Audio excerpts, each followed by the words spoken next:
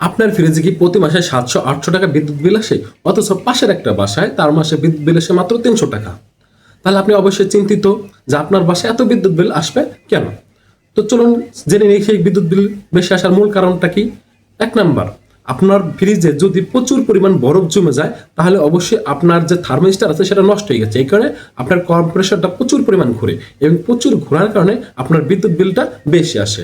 আবার অনেক সময় আছে আপনার ফ্রিজে যদি কোনো একটা সাইডে ফেটে যায়, সেখান থেকে আপনার ফ্রিজে গরম বাতাস ঢুকে, সেই গরম বাতাস ঢোকার কারণে আপনার ফ্রিজে প্রচুর পরিমাণ বিদ্যুৎ লোড নেয়। প্রচুর পরিমাণ বিদ্যুৎ লোড নিলে আপনার ফ্রিজে প্রচুর পরিমাণ বিদ্যুৎ বিল আসবে। আবার শীতের সময় আপনাকে ফ্রিজের সুইচ 1 থেকে 2 এর ভিতর রাখতে হবে এবং গরমের সময় 3 থেকে 4 এর ভিতর রাখলে কিন্তু আপনার বিদ্যুৎ অনেক সাশ্রয় হবে। এবং বর্তমানে বিভিন্ন কোম্পানি কনভার্টার কম্প্রেসর যুক্ত ফ্রিজ তৈরি করছে এবং এইসব ফ্রিজ তৈরি করার ক্ষেত্রে অনেক বিদ্যুৎ সাশ্রয় হয়। আপনার ফ্রিজে যদি কনভার্টার না থাকে তাহলে আপনার বিদ্যুৎ অনেক বেশি আসবে। তো এইসব বিষয় লক্ষ্য করে আপনাকে ফ্রিজ ব্যবহার করতে হবে, তাহলে আপনার বিদ্যুৎ বিল অনেক